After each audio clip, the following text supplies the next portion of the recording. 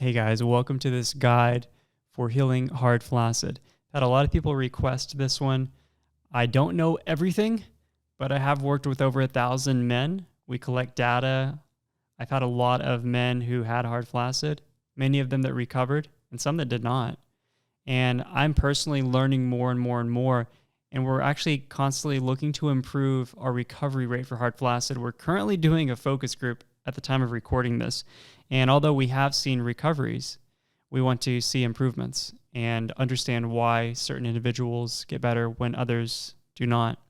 And so this is just my greatest understanding of the syndrome to this point. I'm going to cover everything that I know that I've learned as a sufferer of chronic pelvic pain dysfunction and other root region issues that I've gone through. And then also as a practitioner guiding people in things that I've learned to this point that have worked the best. I'm going to go over my story briefly, how hard flaccid develops, the root causes behind it, how to recover, and common questions. My goal is for this to be quite comprehensive. I'm going to cover a lot here, and it's not just mindset BS. It is looking at the entire picture. And I'm going to bring up some things and probably turn over some stones that maybe you haven't seen turned over yet, or you might be really stuck in perceiving this physical imbalance from a particular perspective or vantage point. So my goal is just to give you information and perhaps open your mind to possibilities and a path for yourself to get better that we've seen to work for people. We haven't seen it as a 100% recovery rate. We haven't seen that actually for any of our clients anyway, but we have had pretty good results with it. Real quick, my story, if you haven't heard it before, I went through 5 years of severe chronic pelvic floor dysfunction, sometimes called CPPS. I had perennial pain. I had spasming after bowel movements. It was painful to sit down, to exercise, weak erections. I ejaculated fast. I was scared to do a lot of things in my life. Daily activities, playing with my kids, just were very, very hard. A lot of foods would trigger symptoms. I had a lot of pelvic floor tension. I had urinary frequency at times, urinary hesitancy.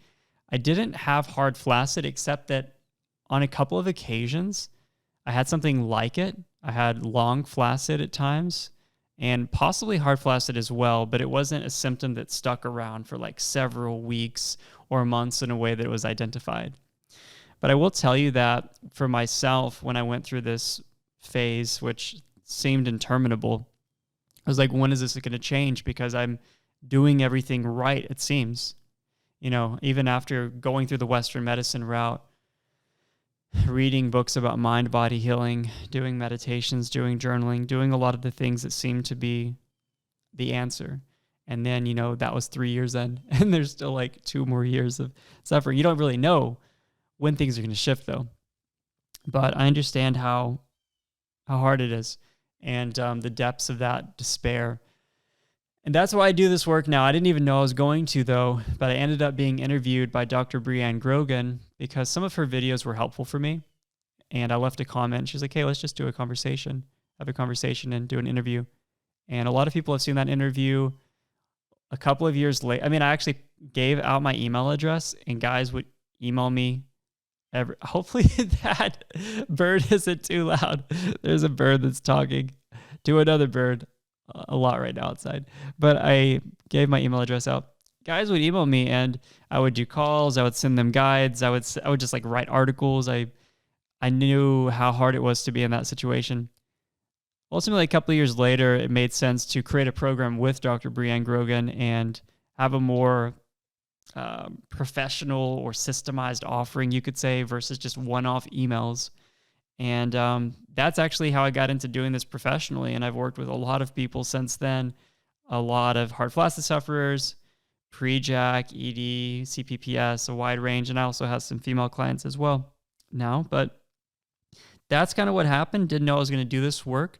But I'm very curious about not just the pelvic floor.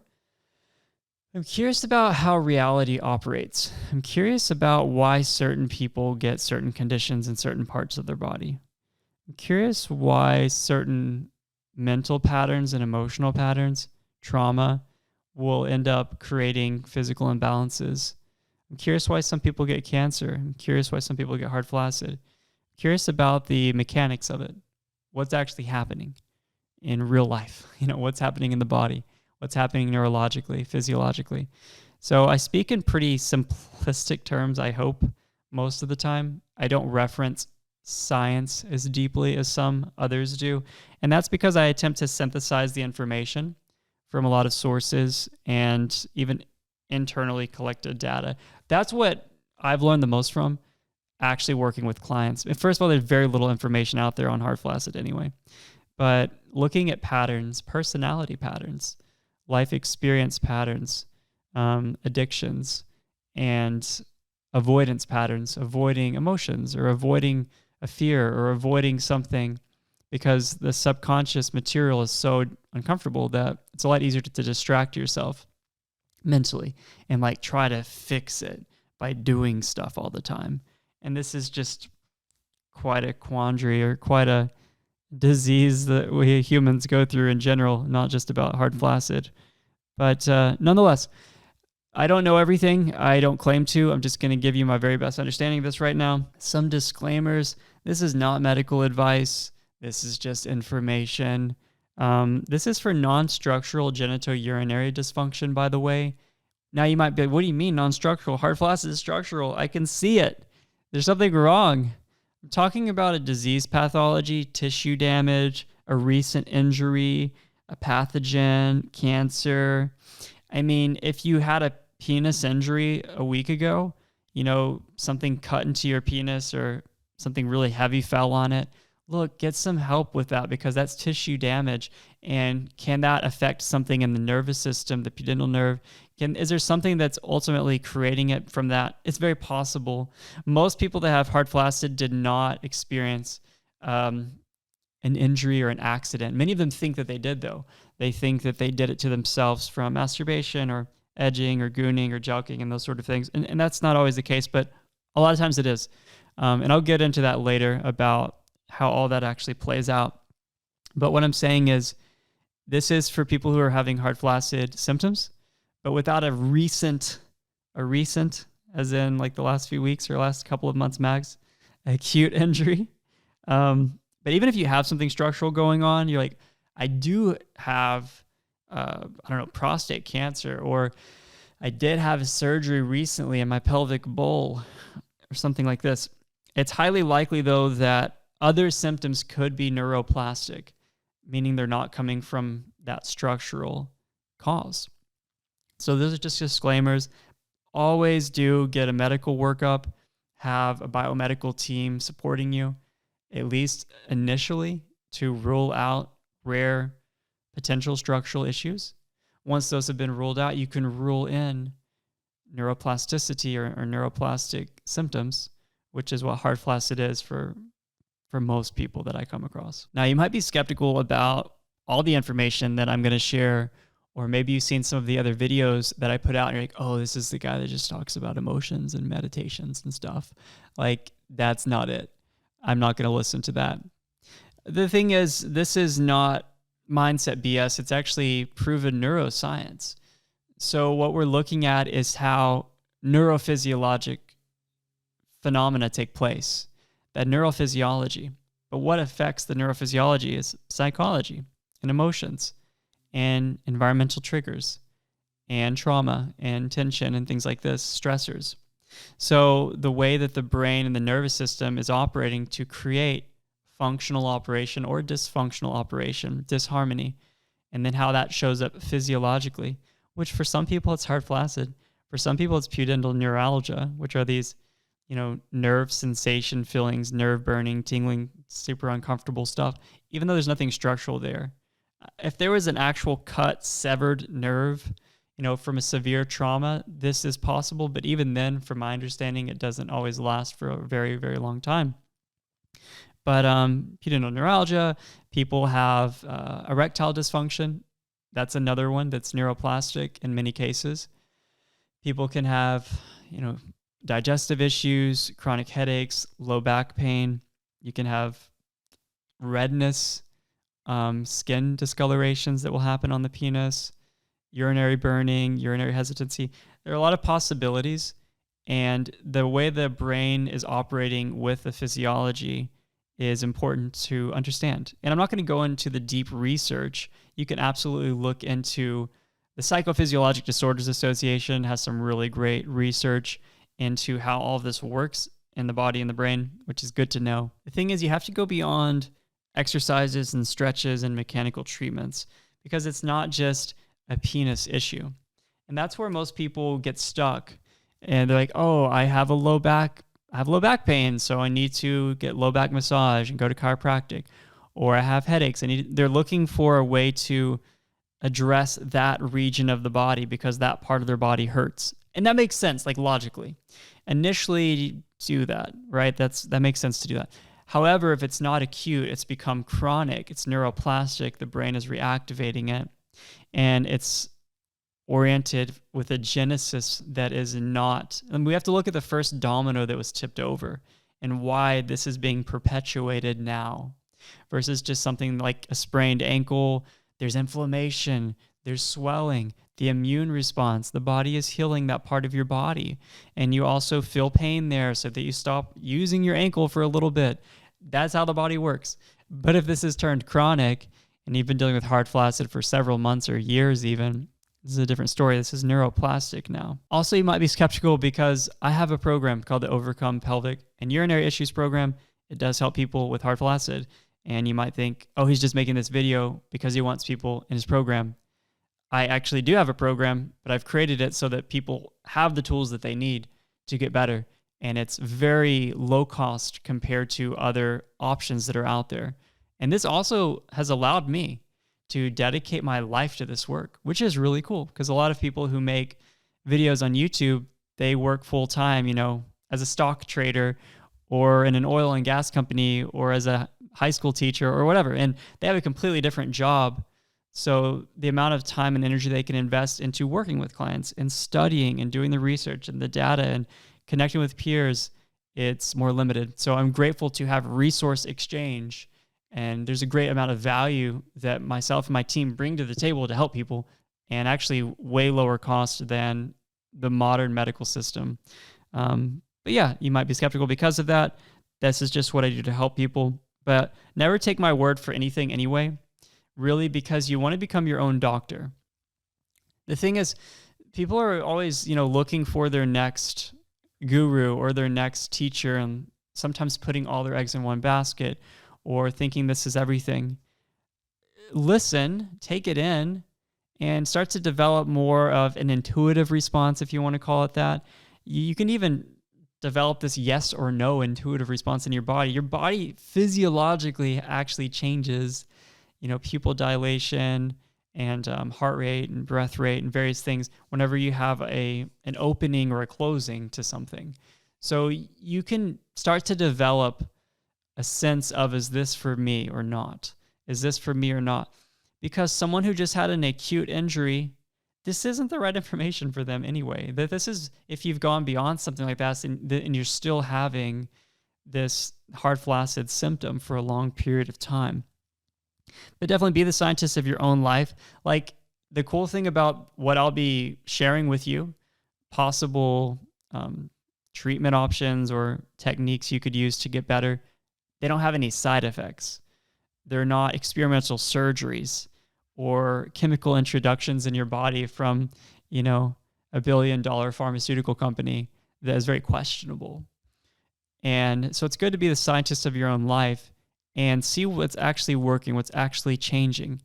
Oftentimes we're afraid to ask questions that will unseat our ego, questions that will prove that we were wrong, prove that we were closed off to an idea that could have healed us.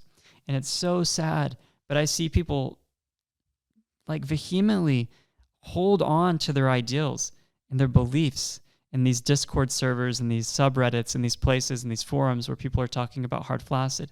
And I want nothing more but for people to be healed and to be happy and to be free in their bodies. And And it's okay. I mean, it's part of the human condition.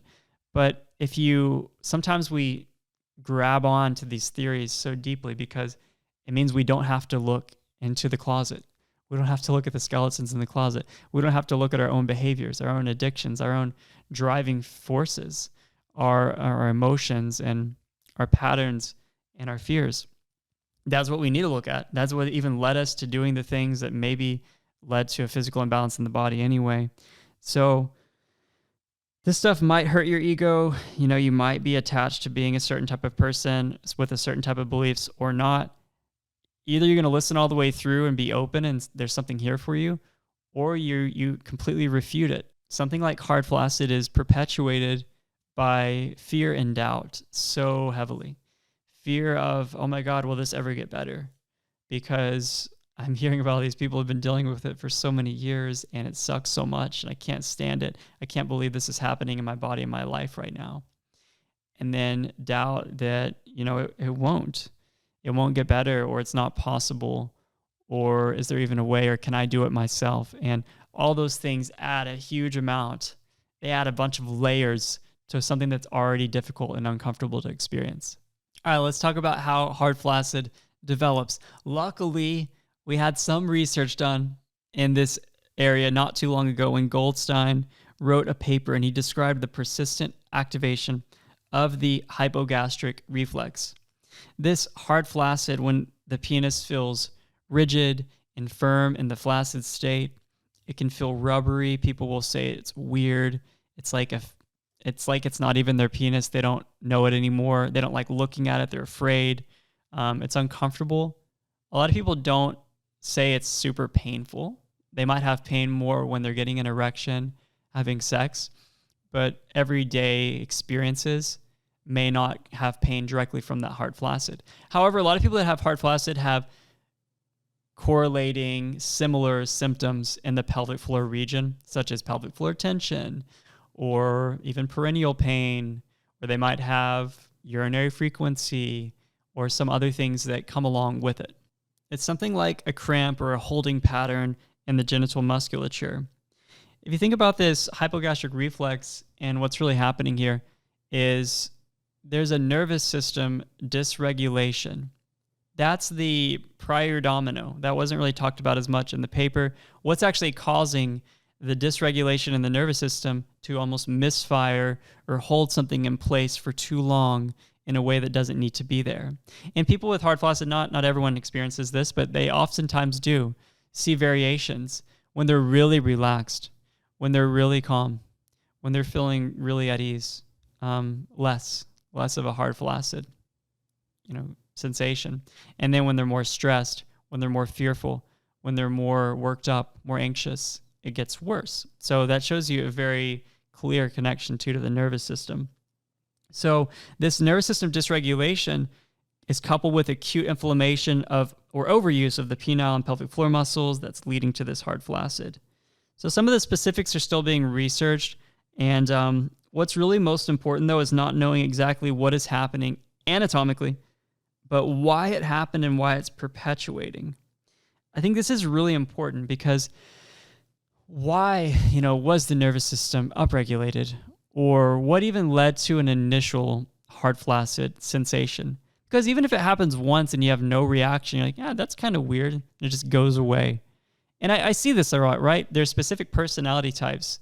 People who are more obsessive, who are more like controlling, that need things to be perfect and okay with their body and with life all the time. What does that do? You get into a lot of fear when something unexpected happens. And then that fear dysfunction cycle upregulates the nervous system. It could even go into a long-term fight or flight pattern, central sensitization. You're more sensitive to normal, benign, everyday innocuous triggers. And this kind of continues on and on and on for a while until it doesn't, because it can change and it does change. So some guys report an initiating incident and some guys do not. It doesn't mean that there has to be one. But as an example, I've had a lot of clients say this started this one time whenever I was masturbating, or after masturbating, or I was doing jelqing, I was doing edging, I was gooning, which is edging but for a really long time to reach some sort of euphoric, heroic, meditative type of state, just another form of it. So, and there's this fear and this worry, like I ruined myself. I messed myself up. Like, I can't believe I did this to me. And even if it wasn't one initiating incident, oftentimes people will report, I was masturbating every day for several months, or I was getting really addicted, or I was feeling really anxious and stressed, and I kept doing that, or I was working on edging because I don't like premature ejaculation. I want to be able to last longer, all this sort of stuff. And then they think, okay, that's what caused it. The thing is, can an acute injury take place? An acute overuse of a muscle? Well, yes. I mean, if you do 500 push-ups in a day, your chest is going to be really sore, and it's going to feel,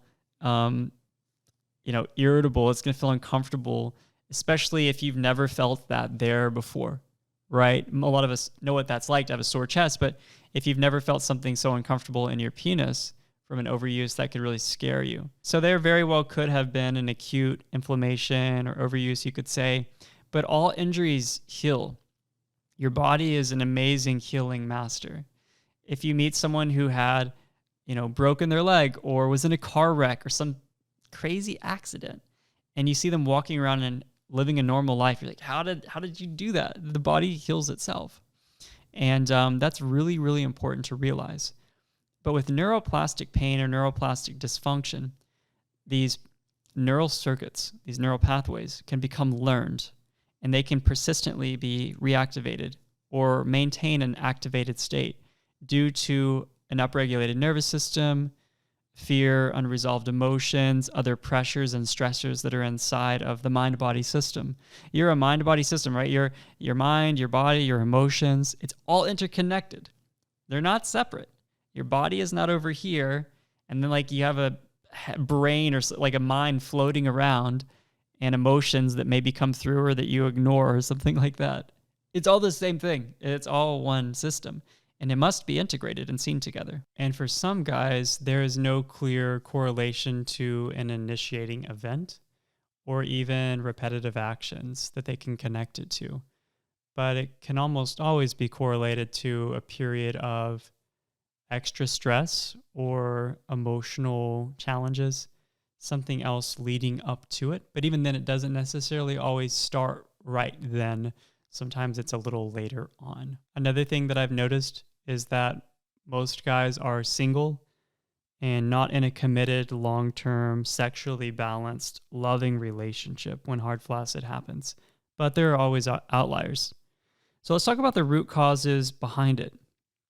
There is an initial acute injury. That is possible. So we talked about that. And if you don't get into any fear, you just let it go. You let that nervous system lock or dysregulation relax and you calm down. Things can just go back to normal on their own, but for many that didn't happen.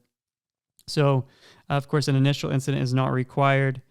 Those repetitive motions are oftentimes seen as the issue, like the scapegoat. That's what caused this. But what's really important is realizing how you felt that led you to doing those actions.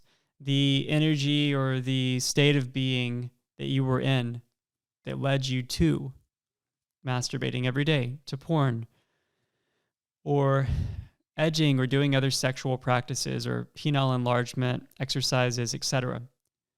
What leads a lot of people to doing that is a feeling of inadequacy, of self-loathing or not accepting or loving their body the way it is, feeling a lot of pressure around needing to be good at sex, performing, being able to be seen as a man, being able to be seen as someone who could be a great partner, a great lover, fear of being judged, fear of being humiliated or made fun of, and other things, related to an addiction to masturbation or porn.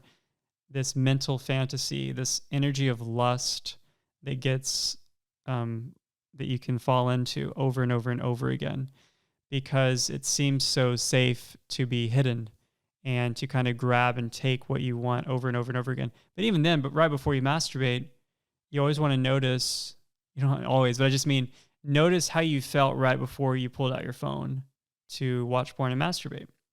where you're just feeling, oh, I feel amazing. I'm feeling like so peaceful, so joyful, so happy, so aligned with life? Or are you noticing, I feel really lonely? There's like discomfort. I feel sad. Like, I'm seeing these people on Instagram, I'm seeing these people on social media, so happy, my friends, other people around me. I have no one.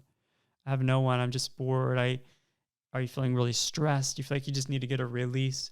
It's noticing how you feel right before you do an addictive behavior. That's very important. It doesn't matter if it's masturbation or eating sugary things or, smoking weed or whatever it is. If it's an addiction, it has a mind of its own, essentially. It's become a habit. The body has a mind of its own. It's become a habit pattern versus something where you're really consciously aware and present and making choices moment by moment. So it's really important that you look at who you were being and this concoction, right? This combination of emotions and feelings about yourself and about life and pressures and worries and anxiety and fears that actually led you to doing actions. So you might be blaming actions, but it's actually the way you're feeling. Now, again, not everyone even did those actions. I'm just giving you some examples to consider, though. Another thing that often happens is that fear cycle, which upregulates the nervous system even more. I already talked about that a little bit. But when you have a really scary symptom in a part of your body that you prioritize as like most important, and men really prioritize, right? As men, oh my gosh, this is my package right here. This is my stuff. Like, I need to be good. I want to be able to have sex. I want to be able to have kids someday, etc. And it can feel very deflating and emasculating, different than if you hurt your elbow or your ankle. It's like, that'll heal. It'll get better. But your dick and you're like, what? I need to fix this now. So there's a level of importance and even symbology when you look at, what part of your body is having an imbalance. But getting into that fear cycle and then just not knowing. Even if you go to your urologist, your doctor, and they don't even know. They're like, we don't really know what to do about this. I haven't even seen this before. That's happened to a lot of people with hard flaccid. They're like, maybe go to physical therapy. I don't know. You go to physical therapy, it's not really changing that much. You get on the internet, you find all these horror stories. And then you also see people who say, if you just do no FAP for like a year or 2 years straight, or if you just do these exact exercises a certain way and avoid certain things, then they're not even talking about the emotional side, some of the other aspects, the mental patterns, the addictions. You're trying to fix a problem with another very fixated perspective, a very fixated tendency. And that leads me to stress-inducing personality tendencies. This is so massive. It's so massive. Almost all the clients that I work with who have hard flaccid and also other pelvic floor issues, you could classify as type T. Type T stands for type tension. It's type tension because you have more of a tendency to hold tension inside of you and keep things on the inside. I was type T. Ideally, I've let a lot of that go. It's been a process for sure because your personality is not permanent. Personality comes from the Latin word persona. It's a mask. It's something that you've developed and acquired over time as a way to protect yourself, to look a certain way, to get by, to survive. And you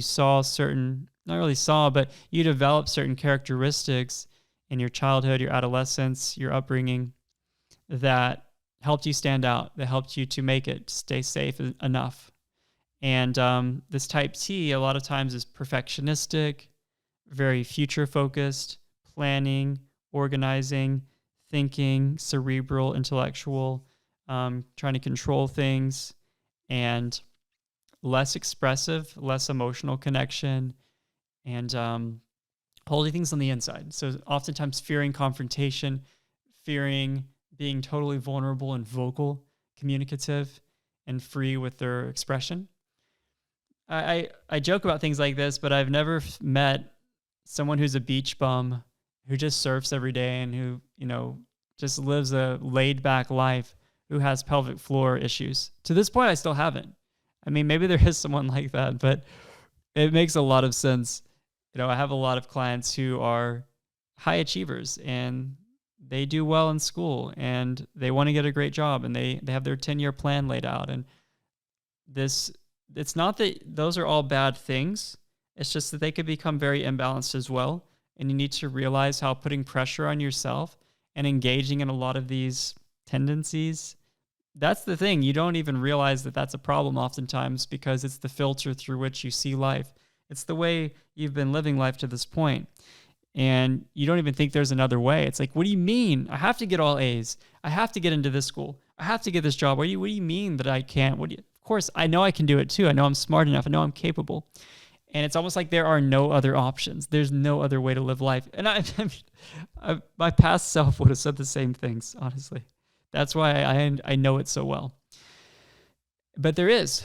Because if my current self could have told my 23-year-old self, like, hey, you actually can create great things and help people and live a beautiful life and have freedom in your time and enjoy deep relationships. Oh, but you need to confront things that you're afraid of and actually be vulnerable and acknowledge things that you don't want to say out loud right now. And also stop thinking the future has to be a certain way for you to be happy, because once you get there, you'll realize it's another empty void. That's just how it works. So there are personality tendencies. You can look more into them if you want. In my podcast, the last pelvic and urinary healing podcast, I go into it a lot, and I'm writing a book right now. It's quite extensive in there as well. Another thing to look at is the energy center. Dr. Joe Dispenza is a great teacher who's bringing, psychoneuroimmunology and epigenetics and neuroscience all together and showing you how the mind and the body, the emotions work together. It's beautiful because he has thousands and thousands and thousands of people who have had beautiful, amazing, remarkable healings that are miraculous. Like stage 4 cancer being reversed, tumors literally going away, and they have the imaging for it. How and why and what's going on there. Energy centers are sometimes called chakras in yogic science, but that's also seems a little esoteric. The energy centers are actually inside of the body. And I believe it's the inferior mesenteric plexus is the one that's governing the genitals in that part of the body, that first energy center. And this energy center, it's a miniature brain. It's a nerve plexus.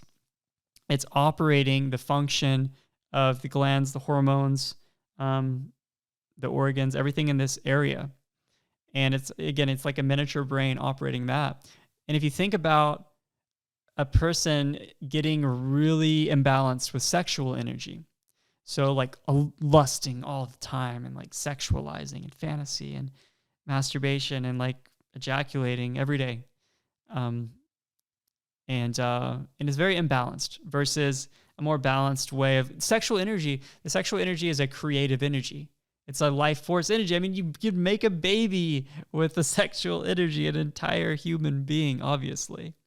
So this creative energy also is meant to be channeled out into doing things creatively, whether it's making things with your hands or making art or music, or it doesn't always have to look like a traditional creative activity. It's just more of like joyful play and creativity. And if you're, let's say, getting a PhD and everything's like cerebral, intellectual, research, focus, writing, 10 hours a day, 12 hours a day, and then you don't really have it. It makes a lot of sense how you can create these imbalances. It's basically what I'm talking about. But it's fascinating when you look at the science behind how that's influencing the organs in that part of the body, such as the penis. There's obviously symbology here as well when it comes to root causes. Lust, sexual energy imbalance, these things are showing up actually in the exact same part of the body as well. It's like I'm overusing this in a way that's really imbalanced for my mind, heart, body system. And now I'm not able to, as a message that something needs to change, I need to let go of something, rebalance, realign myself so I can live a more aligned, balanced life. And my body is going to feel great too. A lot of root causes that people think are the case, again, the repetitive actions, posture, having like an overly tight hip or hamstrings, or their diet and all that sort of thing. The thing is, you can try to sort out that mechanical model, and you can try to do different exercises, fix your body biomechanically.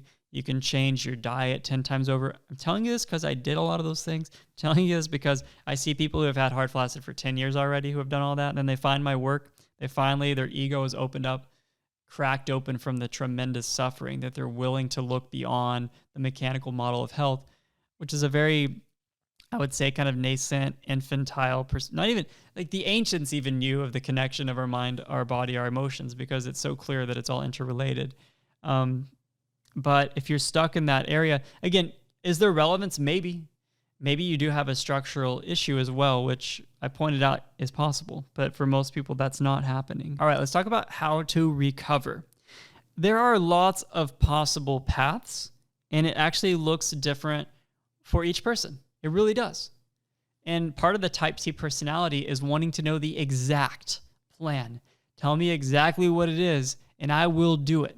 If you want me to do cold showers, 200 push-ups a day, 47 reverse kegals, journal for 30 minutes, listening to a podcast. I mean, I'll do it all every day until I heal. That's actually part of the problem. Part of the problem is forcing it and trying, and there's so much resistance, and it's something. There's nothing to heal. There's nothing structurally wrong with your body. Now, I know you might be like, well, I see it. No, but there's no damage being done. There's nothing wrong inside of you. So there's nothing to heal.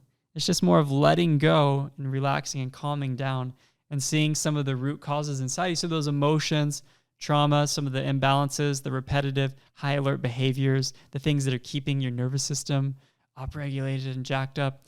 We want to look at that stuff. It's honestly a lot harder to look at. It's a lot easier to do exercises, even if you do them for years straight. And I'm going to be talking about a top-down and a bottom-up approach. Top-down meaning the mind, psychology, those sort of things, even going into the heart, emotions, and also bottom up, the pelvic floor, using movement, using tools that are mechanical, because you don't want to be an extremist of like, no, don't do any exercises. It's all mental. It's all psychological. It has to be addressed that way. And then some people are like, no, what do you mean? That's insane. Like, we need to fix this with, physical therapy. We need to fix this with exercises. We need to address that. Anytime you see something that's too extreme to one side or the other, honestly, be kind of skeptical. And you'll notice the middle path is always the most balanced way. This is one thing I see with hard flaccid recoveries. There aren't a lot of recovery stories on the internet to this point, but we're going to be changing that. You can be the next one. So let me point this out. You could be an extremist and follow one of the things you saw on Reddit. Someone's like, look, you need to not masturbate at all for whatever, a couple of years or however long. You need to do these exact exercises and do this a certain way. And what will happen is you might see a couple of success stories that look like that. But the thing is, the mental, emotional stuff, the fears, the avoidance, you're going to still have to deal with at some point in your life.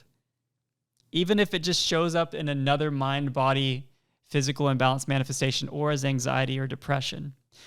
That's the thing. I see this with pelvic floor dysfunction and other related symptoms. I'll have people sometimes that'll say like, look, this isn't the way to do it. You have to do DCT, or you have to do this particular approach for a year or 2 years. You've got to do it every day for a couple of hours. And if you don't, you just have to be committed and you have to persevere. And if you do, you can do it. You can change it. You can change the body, and then you'll get better. And there are some people who have done that. They've had very, forceful, hard roads to recovery. And again, nothing against DCT or these other practices. They're useful and people do get better with them. But be more balanced and aware of the total you. The total you. And honestly, I see this. People will actually get better. And sometimes they'll even come back to me a couple of years later. Be like, oh, okay, I got better, but I mainly just did the stretches. And that was good. But I noticed those root causes you were talking about, these things, it actually keeps coming back. And now I have back pain. And now I have this other thing. And the body will just kind of spit out new symptoms. And that's a part of being human. But if you're having chronic conditions coming up, maybe you need to look a little deeper too. All right, we're going to go over 3 steps: relax, reveal, and release. So relax is, realizing this is neuroplastic. This is psychophysiologic.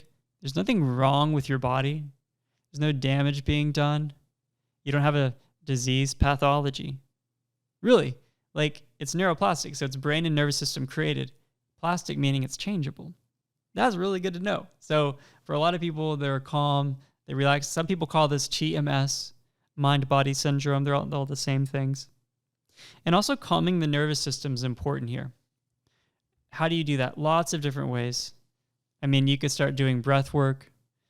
You could be in a group, a positive group, such as our Overcome program or something like it, where you have people around you who are getting better and sharing their stories. You might do yoga or body work or take baths or go on nature walks, things that are just calming the mind down, relaxing, feeling good, not trying to fix things and figure things out constantly. And look, get some relief if it helps, because I get it. Symptoms can be so severe that you just need something. You really just need someone. You need a lifeline. And it's not that these treatments or modalities necessarily address the root cause, but if they help you feel a little bit better so you can go deeper on your own, that's just fine. Maybe it is physical therapy. Maybe it's body work. Maybe doing trigger point releases, stretches, yoga, or other types of modalities. If you're using them as fixing activities, I was like, oh, I feel so much better after physical therapy. And then like you're yearning and looking forward to that next session. Maybe you're still avoiding things. So we don't want to turn them into fixing activities. But by all means, like if you're in severe pain and you need to take pain medication, that's okay, right? If you're going through a flare-up, a hard time, and you want to get a massage, that's okay too. Part of the relax phase is also taking fear out of the symptoms. We call this symptom reprocessing or pain reprocessing therapy. And when you're experiencing hard flaccid or other symptoms, you could just stop and do, a somatic tracking practice, which we have those in the Overcome program and things like it. This is where you are experiencing the feeling of discomfort. You're even noticing thoughts about how much you hate that this is here. You're feeling weird, you don't like it, and you're actually kind of setting those things aside. You're just letting them be there, but you're no longer feeding into them. You're going into non-reaction. And then a part of the mind's like, what do you mean non-reaction? I want to fix this. I don't want to just keep this around forever. Oh, you're not going to. That's actually part of the process. Part of the process is taking the fear out of experiencing it and letting it be okay right now as it is. And so there are different tools, and you could work with psychotherapists or other people who are trained in that, though, not necessarily just any therapist. Or do our program, something like that could be helpful. Find somatic tracking audios, work on things like this where you're feeling your symptoms. You can have reminders as well, like, I am safe, my body is safe, this is just my brain, it's just a message for me, what do I need to let go of? This is just mind-body syndrome, this is neuroplastic. I've heard of people writing reminders on sticky notes around the room. One guy who healed from hard flaccid, who I had a call with, and I'm really glad I was able to point him in the right direction. I'm thinking of Jonas at the moment. He mentioned having these humorous sticky notes where he would say, like, I don't know, this is just fish, or he would make up statements that were really silly about the symptoms, about the situation. That's a really nice, light, positive affect, bringing some levity into the situation. I love that. I thought that was a really good tip, really good idea. You're not making it so serious anymore. That's part of the healing journey, actually. Stop checking. This is another part where you're not looking at it all the time or feeling it. Like, where's it at today? Where's it at today? Where's it at today? Oh, I masturbated. Did I make it worse? Did I make it worse? The checking is being vigilant. It's hypervigilance. So you're aware still, even when you're not checking. And it's so cool. The people who heal from hard flaccid or other types of symptoms too, they always say the same type of thing. They're like, I kind of just forgot that I even had symptoms. It's like it was there, yeah, but then I didn't really notice it for a few days, like a week or so. And then a week later, I was like, whoa, I haven't felt hard flaccid. I haven't felt pain either. What the heck? And it's because they're no longer trying so hard to heal. They're not checking. They're not really caring that much. And they've also done other work They've let go and they've revealed some things, some patterns, and the nervous system is calm and they're not in fear anymore. It's all working together, right? It's all a combination of these things, really. Let's go to the next step, which is reveal. And one thing I want to point out is we talked about relax and the various things in that first step. Look, for a lot of people, they get better just by doing that. And I call it the low-hanging fruit. We start out by realizing there's nothing wrong with you, taking the fear out of the symptoms, calming the nervous system. And for some, their symptoms just go away. That's awesome. Move on with your life. But if they're still sticking around, let's move to that next step. That's kind of the way that I see it. So reveal is about revealing root causes, really the message that your body is trying to tell you through this imbalance, and then letting it go. Observe patterns. So notice patterns that you get into. Addictive patterns, thought loops, reactions, triggers that happen to you. Do you get triggered whenever you're in a social situation? Do you get triggered when you talk to a certain person or someone, makes fun of you or does something in a certain way that seems judgmental? Just notice that stuff. Another thing that helps a lot is when you stop engaging in high alert behaviors that are pretty much putting your nervous system on high alert, and addictions such as your phone. Most people are addicted to their phone, and it's like another part of them. If you're grabbing at it unconsciously, I host retreats sometimes, and it's kind of crazy, but this happens where people will have our phones turned off the entire time for 4 days straight, no engagement in work, communications, nothing that you're used to. And people will actually grab into their pocket, to pull their phone out. Like, well, it's crazy. There's not even a phone in there. It's because it's such a habit pattern that we've developed. And it's a distraction. Whenever we have these liminal moments of quiet, these moments where, I should be busy. Like, my mind needs something. And the mind needs something.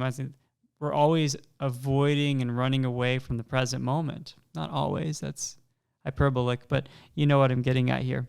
So noticing, is there an overuse of your phone? Communications, people can send you DMs, they can text you, they can call you, they can reach you in so many different ways, and you're checking like 20 different inboxes essentially throughout the day. Notice that. Are you making yourself so available where you're constantly being interrupted?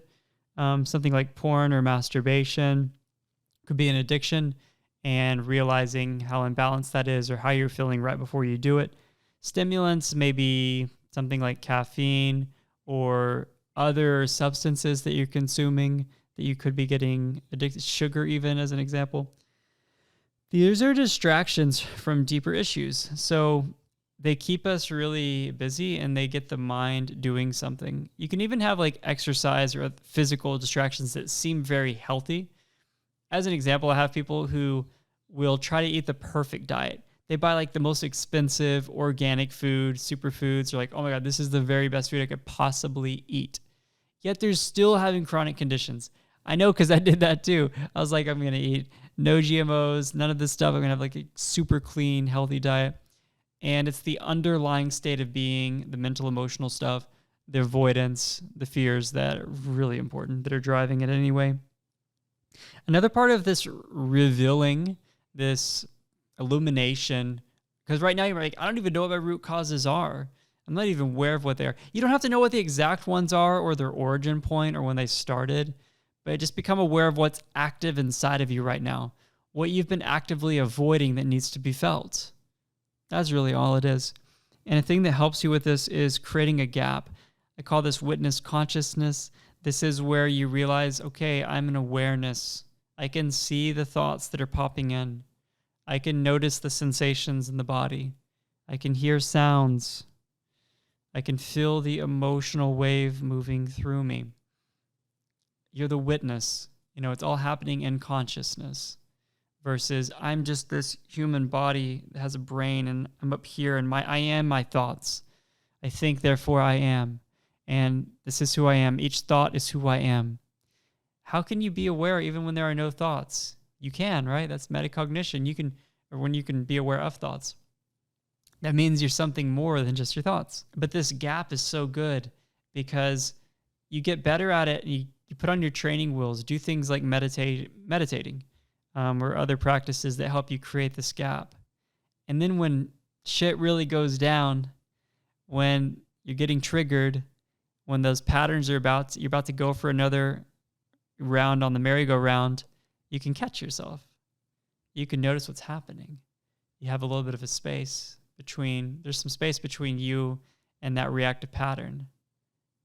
That's big. And that starts to get bigger and basically more expansive over time. Another thing is opening up to your emotions. Myself included in the past, and a lot of my clients haven't really been very in touch with emotions. They haven't seen them as very useful. They're scary and hard to control. Therefore, they're just repressed and pushed away often. So how can you get more in touch with your emotions? Checking in with how you really feel about something. A friend might even just ask you, where do you want to eat for dinner tonight? And they recommend a few places, and like basically you think everyone wants to go somewhere, so you just go along with it. But deep down, you don't even want to go there. Then you get upset about it, you get angry, but you just do it anyway. You just put on a happy face and you do it anyway. Like, notice how you actually feel. Notice what's really going on inside of you. Not just what you think you should feel or what would be proper or civilized or appropriate for you to feel. That doesn't matter. How do you actually feel? And how can you get in touch with your emotions? By slowing down sometimes, by journaling. Journaling is really good. Talking to someone, a therapist.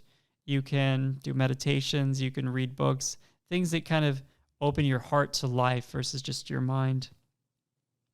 And forgiving yourself, because look, if you haven't forgiven yourself for what you did, you have this regret that you ruined your body, or why? The past is the past. And we feel guilt because it's a message showing us that we didn't reach a standard that we had set for ourselves.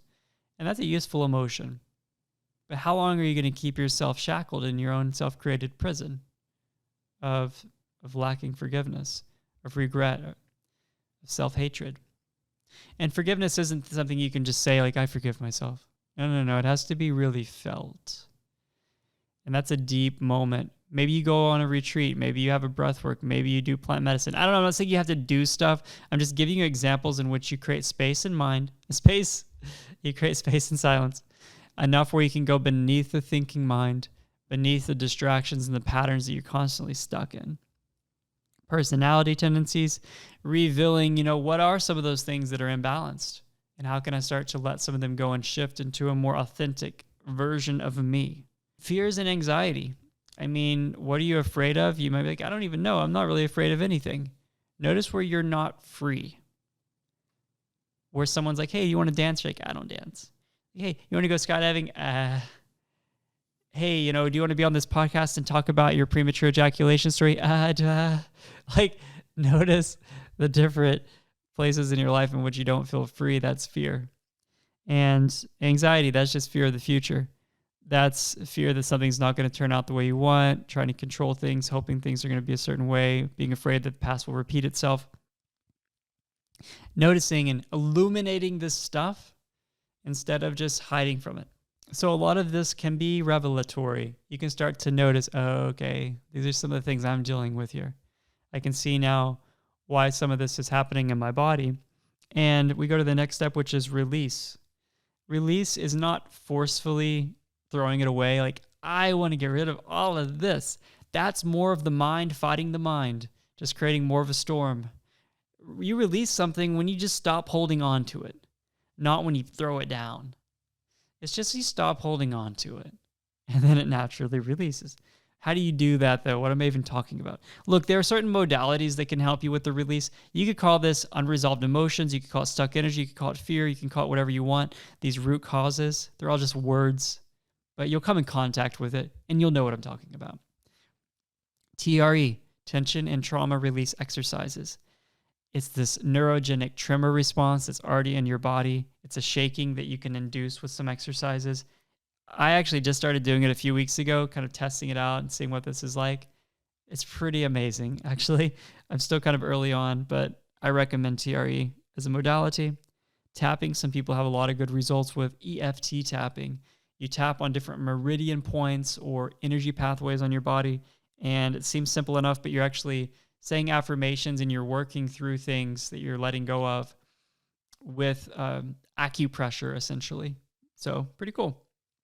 Plant medicine, 5-MeO-DMT, ayahuasca, psilocybin, etc.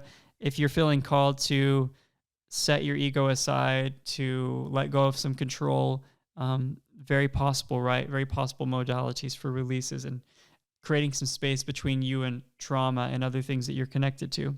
Psychotherapy, specifically people who are trained in PRT, pain reprocessing therapy, EAET, emotional awareness and expression therapy. Those are some really good ones. A lot of psychotherapists don't really have a good understanding of psychophysiologic disorders. They don't really understand TMS or these neuroplastic symptoms. And because of that, they are not always as successful. So if you could find someone who has that training, or work with myself, or I'm not a psychotherapist, but in our program, we give you guidance and coaching too. Meditation is a really great modality for the release, because you're basically stopping giving energy to the patterns of the mind, and you're sitting with what is. There are lots of different types of meditations. Like in the Overcome program, we have over 30 meditations right now. Some of them are 5-minute non-resistant meditations, somatic tracking. We have neuroplasticity, rewiring, mental rehearsal ones. We have ones where you sit for an hour and do nothing, basically. And why? And that's because there's this natural process that unfolds inside of you, this purification that you'll notice whenever you're equanimous to the things that your mind wants to react to. So we have a variety of different types of practices for different reasons. There's also breathwork experiences too. Really, it's about space and silence. Whenever you put yourself into a place where you're not trying to do anything, and you're not creating anything, you're not working, you're not making something happen, whether you do a couple of days, like I have a 2-day root cause release retreat that I have in the Overcome program. The reason why I made it is I would tell people, look, if you're still having trouble finding your root causes or letting them go to a cabin in the middle of the woods, do nothing for 2 days. Maybe go on some walks, eat some healthy food, sit in meditation, do nothing. Things will rise up. You will see pattern. You will see thoughts. Things will come to the surface. And then when they do come to the surface, though, it's about letting go. And so letting go is whenever there's a part of you, you feel like there are these hands inside of you that are trying to hold on to something or push something away, and you stop all of that. And you let yourself feel that guilt, that shame, that anger, that frustration, that sadness, whatever it is. You actually allow yourself to have a full experience of it. It's like it's rain cloud is raining down on you so hard, but you're not hiding under a tree. You just let yourself get soaked. You sit with it. You let it pass. You're letting it pass through. And you're actually disidentifying with the story that that's who you are, and that this happened for a reason, and that this is punishment to you, or whatever, like all that stuff. You step aside and you let it pass through. You fully feel it, but without egging it on and replaying and reinvigorating the story with more thoughts. So that letting go process is ultimately a huge part of the transformation. In implementing this in life, the changes, social situations, relationships, who are you being? Are you just going to continue to hide from your fears?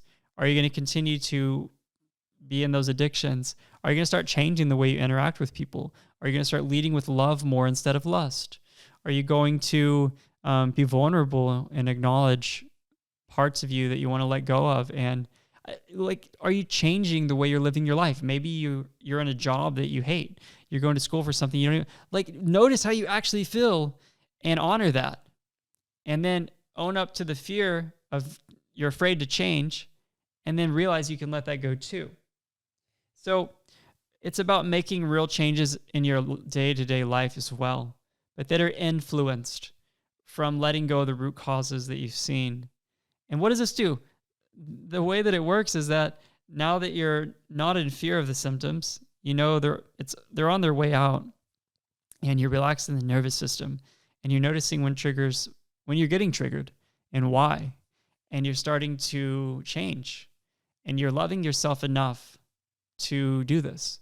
There's self-compassion. You notice how you talk to yourself. You notice the words that you use, and that self-love honestly grows over time. It's not something that you can hack, but you love yourself, and you realize that the reason you hated yourself, the reason you despised parts of you was not just from you. It's really more of conditioning and impressions that were given to you from parents and family members and culture and society and teachers. And everyone's just doing the best that they can with the junk that they were given, that was impressed upon them. And so you can liberate yourself, though, from, sometimes people call it generational trauma or some of these other patterns. And you actually become more of the authentic you, and you're living in love and respect, creativity and joy. Your body responds very well to this. Your body responds well to this safety, and your nervous system, which means, things like hard flaccid can be relaxed and released, and the physical body returns to a normal state. A final recap, what to do each day for those of you who are like, but tell me what to do every day. So here it is. A daily mind-body practice I recommend to interrupt the mind. A meditation or a breath work or something like where you're just not following these distraction patterns constantly. Even if it's for 5 minutes, 10 minutes, 15 minutes, 30 minutes, whatever. But something like that is really, really useful each day. So if you're going to make something a habit, I would make that a habit. Every day, get healthy movement in. You don't have to do an exact type of exercise, an exact stretch. You don't need to do, if you like lifting weights a certain way, or you want to jog, or you want to swim, or etc. Get some healthy movement in, though. And look, you don't have to have an exact diet to overcome hard flaccid, but eat a balanced diet for you.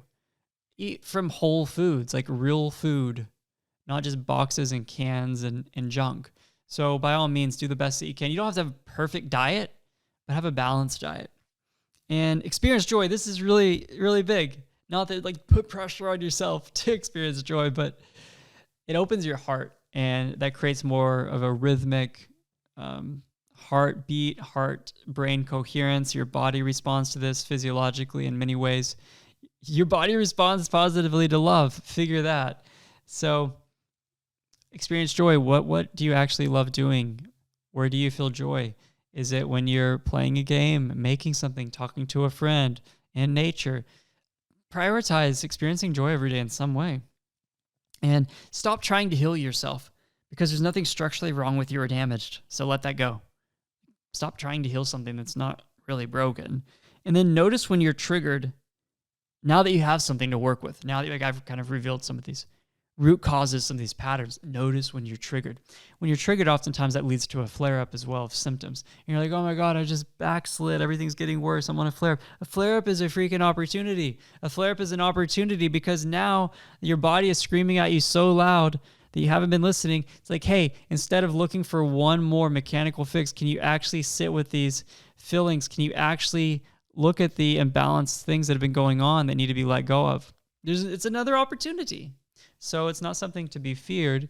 That can change. You can do it. Now I'm going to answer some common questions that I hear all the time around hard flaccid. The first one is masturbation and sex. Should I have sex at all? Should I be masturbating, or go a long time, no FAP, no masturbation? There are a lot of different perspectives on this. Some people will see it as, hey, this part of you is broken. It's just like if you have a broken leg and you try to run every day, it's never going to heal. And then others see it and the neuroplastic nature of it, and how symptoms can actually change quite a bit via the nervous system, upregulation, and other factors. As always, I think more of a middle path is the right approach. The thing is, if you try to go for a really long time, and even saying that it's going to have to be a really long time, you're adding time to this process. I've seen people recover in a few months, 6 months, 1 month, 1 year. Like, there's a lot of variation when symptoms will go away.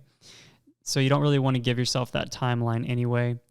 But the point is, I would recommend reducing it some. If you were masturbating or having sex, ejaculating, something like that every day, going once a week, once every couple of weeks, or something where it's less frequency. Also, semen retention is a good idea anyway, to not be ejaculating every time you do have an arousal. But it's not even just the ejaculation itself. Creating some more space where you are giving your body less use in a way, but there's not a fear around it. Because the thing is, if you're like, okay, I can't, this is every time I ejaculate or every time I masturbate, I have a flare-up. My symptoms seem to get worse and I'm going to digress. I get it because I was there too when I had pelvic floor issues. And I would go for quite a few weeks, like, oh my God, I can't. And then, that energy comes through and you just want to. And I was married at the time as well. So it was also very compounded, this relationship dynamic situation, and feeling guilty, feeling bad, not being able to perform, not being able to have that intimacy and experience. But also I went for, I think it was about 7 months one time. I was like, okay, I'm not going to have sex. I'm not going to masturbate. I just talked to my wife about it. I'm going to give myself a long period of time so I can heal this. And I didn't heal after that. I think I still had issues for at least another 2.5 years after that. It wasn't clearly correlated that not masturbating, sex, or ejaculation healed my body. And we've also seen similar things with clients. So I can't give you an exact answer, but ultimately not having so much fear around it. We want to engage in normal activities, but also reducing it some if that part of your body is filling off can also make sense. So hopefully that's helpful there. In terms of diet, there really isn't a specific diet. You might see herbs or supplements or look, you could try things like that if you want. If you're feeling indigestion, constipation, other stuff like that makes my pelvic floor tension worse. That seems to make my heart flaccid worse. I was also in the same place as well, but I tried a lot of different things. I reduced my diet to extremely simple, clean, whole foods, and I still wasn't getting better. So by all means, have common sense about it. If you're eating junk food all the time or you're eating things that are throwing you off, yeah, clean up your diet some, but it's not the whole answer. Those can be neuroplastic symptoms as well. Posture. Yes, it's good to have good posture, be aware of the way you're sitting, the way you're standing to a degree. And yeah, do some yoga, do some stretches, live your life in a way that's balanced biomechanically, but it's not necessarily that a specific postural imbalance immediately leads to this from what we've seen. Wet dreams, people are sometimes like, hey, I'm doing no-fap. I'm doing everything I can to not ejaculate because I'm afraid that's making things worse. And they're having wet dreams. Some people talk about using blankets, and not putting something directly, not having something directly over their penis for that sensation, which can lead to the wet dream happening more often. You can do some research on that. I wouldn't get overly worried about it, but if you want to make an adjustment there, I get it, because I remember that was annoying to me too whenever I was healing. I say healing just because there was actually nothing wrong with me. I didn't fully understand that back then, so I put it in air quotes. But I was, of course, you could say healing the mental, emotional aspects that are really important. There's this hourglass shape people talk about. I also had that as well when I was going through pelvic floor issues. So it's not necessarily just related to hard flaccid, and it can go away and seems to come in and out. It's one of those oddities that are taking place musculoskeletally. I don't know the exact mechanics behind it. Something you could look into yourself, but I wouldn't get too scared about that. It's just more of an aesthetic thing that people are really worried about as the hard flaccid symptoms are happening. Erections, some people talk about how it's harder to get an erection, to keep one. Should I even get one? It's kind of the same conversation around sex. Use your own intuition while removing fear and finding more of a middle path around it. Premature ejaculation, when you have pelvic floor tension and there's more tightness there, there's less control and coordination in general, and the ejaculatory reflex happens faster. This happened to me when I had pelvic floor dysfunction. Maybe you were already dealing with pre-eject before this. Maybe you were not, and now it's happening. Don't get so concerned about it, worried. It's all kind of the same thing. As you let go, you relax, release. The reason why your brain and nervous system is even creating the tension will start to release. Your body will respond better. You remove pressure around performance, and you're able to be more present with your partner and all that stuff. If you want more though on pre-eject, I have a series called Last Longer. It's on YouTube and it's pretty useful. Kegals and reverse kegals. Look, they're pelvic floor exercises. I learned a lot from physical therapy land myself as a client, and then also working with Dr. Brianne Grogan, who's a mind-body physical therapist. So studied this a lot. They're useful, right? Reverse kegels can help relax and release some tension. Diaphragmatic breathing can open up the pelvic bowl. Kegels can create some strength, some coordination. It's not that you need to do a certain number of kegels or reverse kegels every day in order to get over hard flaccid. Do you want to use them at the end of a yoga routine or after you lift weights or something to kind of relax and release? Sure, you could do something like that. It's useful to have pelvic floor strength and flexibility. and coordination, by all means. But there are a lot of people who don't even do any of that. They don't have hard flaccid that are your age that are also totally fine with their pelvic floor. So it doesn't totally correlate. When it comes to exercise, should you exercise? Should you lift weights? It seems to flare up your symptoms. This is similar to the sex thing where you want to live your life and be active and not have fear around movement. But I wouldn't necessarily say, hey, go and lift super heavy weights right now. Give yourself some time to ramp that back up, reintroduce movement in a way that removes the fear. These can be conditioned responses as well. It's where your brain activates a response due to fear around an activity. Like, oh, this probably could hurt me, or this has hurt me in the past. Therefore, activate the fear or the symptom or the dysfunction so that there's a protective mechanism. I call this crossing the chasm. It takes some time to be like, I'm totally fine. I'm going to start exercising again, even though your body still doesn't show you that symptom-wise. So you start to cross the chasm. And you can do that though. Porn, I mean, ultimately, I don't see it as beneficial. It's your own choice. It's nothing that I see as, objectively wrong or something, but the way that it creates this mental fantasy, it takes you out of your body, it gets you more in your brain. It wires you in a lot of ways that are not conducive to the type of sexual experience that you actually want to happen in real life. I don't necessarily see it as that beneficial. So I would personally recommend living in real life more so. Yeah. So hopefully those are some helpful answers to questions. You can post questions in the comments. I'll do my best to give some replies, give you some support in this area. By the way, this is what I do. So if you want more help, I created the Overcome Pelvic and Urinary Issues program. It's a 12-week experience. It's not a course really.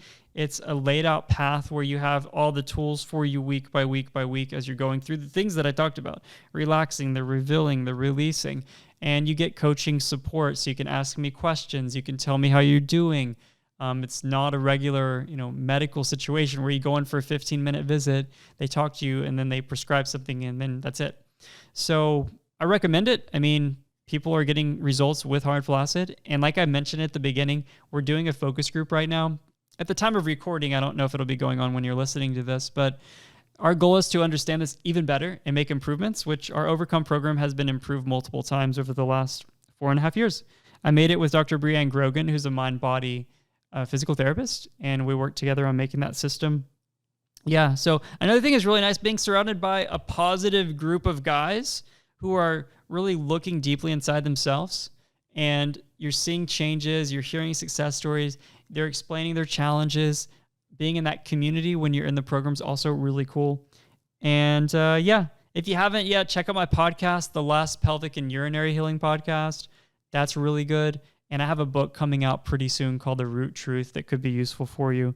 Otherwise, any comments in the comment section. I hope this was helpful. I'm just doing my best to share my greatest understanding to this point. It'll continue to evolve, and I'll do what I can to help people. That's why I do this work. So hope you have a great day. Take care.